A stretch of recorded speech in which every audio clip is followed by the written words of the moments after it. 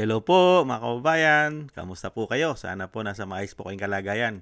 Si Kamanong po inyong lingkod dito po sa Tambayan Makabayan at tayo po magsama-sama magkomentuhan. Magumpisa na po tayo. Komentuhan po natin si Tito Soto, si Senator Soto.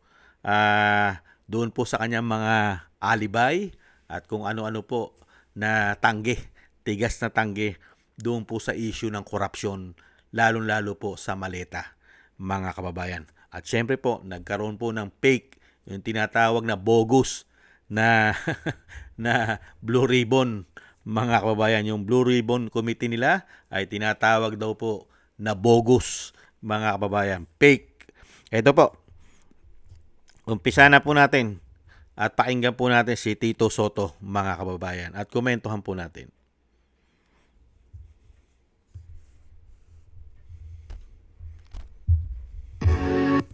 Yeah, ang dating sa akin is wala na ako itatanong kasi apparently yung joint affidavit, what's it the word used by NBI, based on the NBI report, concocted eh. Merong gumawa, at parang for media purposes, tapos nakabanggit ako ron, nasingit ako, somewhere along this makapal na affidavit na to. And then, nung magbigay ng sinumpaang salaysay, yung mga nabanggit doon, lalo na yung 5, hindi ako binanggit. Wala akong banggit doon. Walang sinasabi sa akin doon, Pero pagdating nung pseudo hearing, ay pilit tinatanong nung dalawang senador tungkol sa akin tsaka kay Senator Lacson. So, I actually sympathize with the 18 ex-bodyguards because parang nagagamit talaga sila. Ay, nakakaawa eh. Dahil later on, baka sila sasalo ng lahat ng kabulastugan ng ginawa nung nag-prepare ng joint affidavit, nagsingit si ganito, sinama si ganito. Pagkatapos, individually, pagka nakausap po, iba ang kwento nila nung sarili nilang kaalaman. So, with that, Mr. Chairman, I have no questions to any of them. Obvious na. Alam na ng taong bayan ano nangyari. Yeah, ang dating sa akin is... Nakita niyo po mga tambay, matagal nang sinasabi ng mga ex-marine soldiers na kasama ka sa nadeliveran. Hindi lang kahapon, hindi lang ngayon, matagal na magmula nung lumabas sila. Hindi po ba? Mukha yata nagkakaroon na ng Alzheimer's yata si Tito Soto. Ito pa po, yung isinama niya pa si Dilima. Isama po natin ito. Sinama niya pa, hinalimbawa niya pa si Dilima sa kasarili niya. Mga kababayan, pakinggan po natin panoorin. So, Senator De Lima, ano mapapala nila? Katulad to sa akin, ano mapapala nila na bigyan kami, hindi naman kami nakaupo nun. Senator De Lima, hindi naman congresswoman nun. Ako, hindi naman ako senator nun. Di ba? So, insinuation nun, baka may hinging pabor. May hinging pabor, ganun kalaki? Ganun kalaki pinag-uusapan, 40 million to 70 million sa isang maleta, 5 maleta. Aba, it's weird. Well, It's way Senator, out. Talagang sa bagay, pagka yung ganung meron talagang mga gullible eh. So, Senator De Lima, ano mapapala nila? Katulad to sa akin, ano mapapala nila na bigyan kami, hindi naman kami nakaupo nun. Senator De Lima, hindi naman congresswoman nun. Ako, hindi naman ako senator nun. Di ba? So, insinuate. Nakita niyo mga katambay ang katwiran? Katwiran po. Kung nabigyan naman daw po sila ng maleta kasama si Dilima, hindi naman daw siya senador. Hindi naman daw po congressman si Dilima. Nakita niyo po, kung nabigyan pala sila ng galing sa nakaw, para absuelto sila, ganun po ba? Absuelto dahil hindi sila politiko? Galing sa nakaw yung binigay sa'yo. Tinanggap mo. Ngayon, tatakbo ka eh. Nung ibinigay sa'yo yun, kampanyahan. Di ba? Malapit na ang kampanyahan, 2025. Tumakbo ka senador eh. tumakbo rin si De Lima na party list. Di po ba? Parehas kayong tumakbo ni De Lima eh.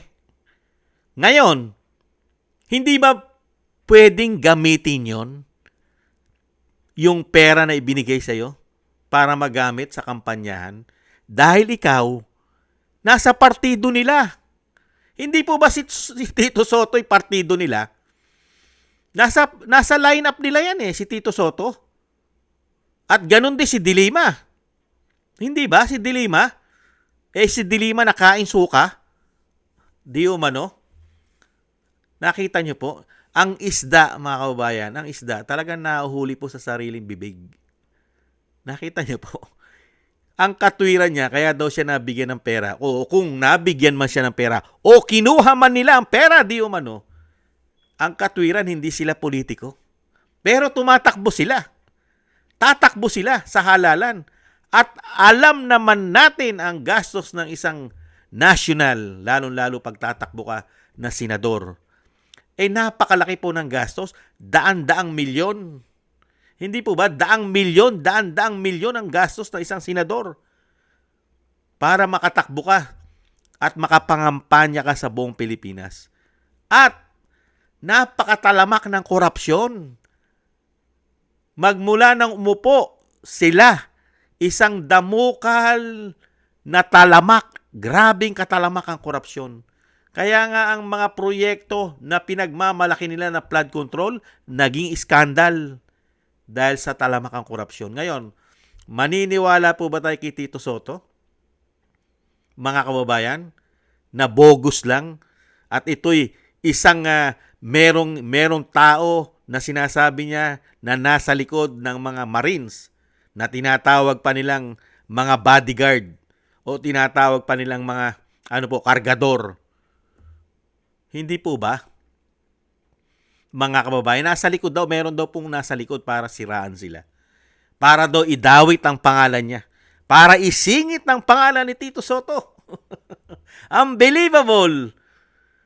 Pagka po nagkaroon ng malalim pang investigasyon, Marines pa lang yan, mga ex-soldiers pa lang ang nagsasalita, Tito Soto. Paano kung makonsensya pa si Saldico?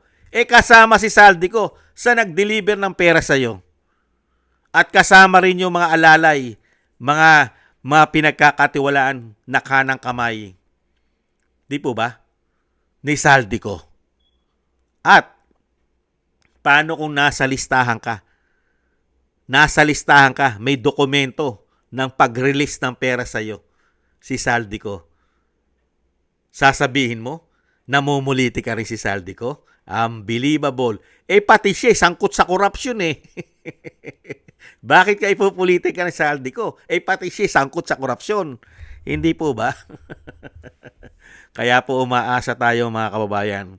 Yung sinasabi po ng kanyang pamangkin ng mayor ng Pasig na sana daw po ay maraming makulong na mga magnanakaw na nakabarong, naka-Amerikana. Tapos yung mga babae, naka-Pilipinyana pa. Sana po, marami pong makulong na mga magnanakaw sa ating bansa na ginawa na pong legal ang pagnanakaw. Pagka sila magnanakaw, legal. Pero pagka pangkaraniwang tao ang magnanakaw, bagan siya, kulong agad. Pero pagka sila, hahanapan ka pa ng resibo. Unbelievable, mga kababayan. Kaya sino po ang paniniwalaan ng taong bayan? Ang mga taong bayan na nag-iisip at nakakakita ng sitwasyon ng bansa, lalong-lalo sa talamak na korupsyon. Sino ngayon sa mga nag-iisip ang paniniwalaan ng mga Pilipino? Lalong-lalo ng ating mga bayaning ninanakaw din ang kanilang buwis, ang mga OFW. Sige nga. Paniniwalaan po ba natin, katulad po nito ni Tito Soto, na sila ang nagkakamal at humahawak ng ating buwis, samantalang ang mga Marines ay inuutosan lang sila na bantayan at i-secured ang mga ninanakaw na nilalagay sa maleta. Sila lang ang naging mga tau-tauhan, bigyan ng proteksyon ng mga ninanakaw nila. Nagamit lang sila ng mga masasamang politiko sa ating bansa. Kaya wag mo nang bilugin Tito Soto, wag mo nang bilugin ang mga Pilipino. Kaya lang nagiging tama ang mali sa inyo dahil kampi-kampi kayo. Sabwatan kayo kasama yata ang malalaking mainstream media di umano. Nahandyan pa ang mga kakaliwa. Nahandyan pa ang malalaking oligarkiya. Mga pulburon lord, smuggler lord, at kung ano-ano pang mga Diyos nyo di umano. Nagsasabwatan, ginawa nyo sindikato ang bansang Pilipinas, lalong-lalo pagdating sa pagnanakaw. Hindi po ba? Kaya po tayo mga kababayan, wag na po tayong magpapaluko sa mga sinasabing mga naka-Amerikana, nakabarong, mga artista, mga broadcaster, mga tinatawag na sila'y makabayan, ang mga mayayaman na hindi raw magnanakaw dahil mayaman na sila. Pero pag naupo, grabe pala magnakaw, mga kababayan. Mga timawa pala, mga hayok na hayok at gutom na gutom sa pera.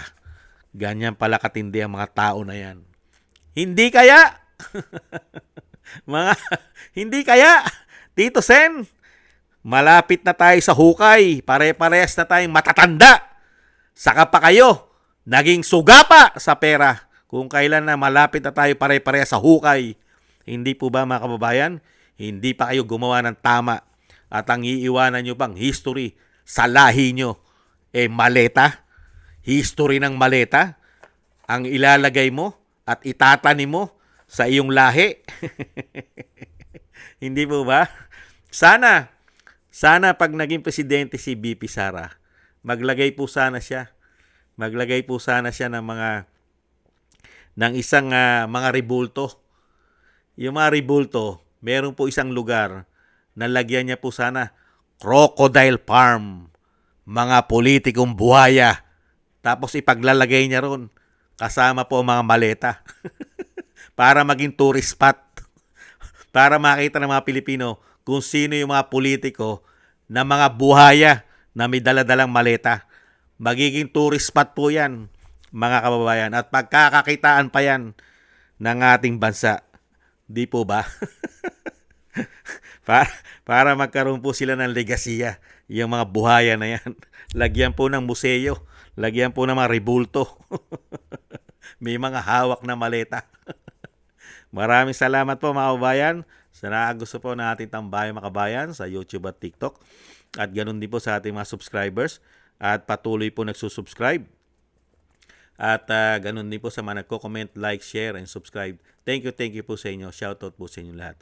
At shoutout din po sa mga nagbibigay po ng tulong at biyaya. Shoutout po kay Eric Hershio from Canada. Baby Roman, Ate Isa from Cagayan Valley. Jem Aris from United Arab Emirates. Ani Jo. Kay Mary Natividad Bliden from Netherlands. Gay at Shena. Tatay Nick from Toronto, Canada.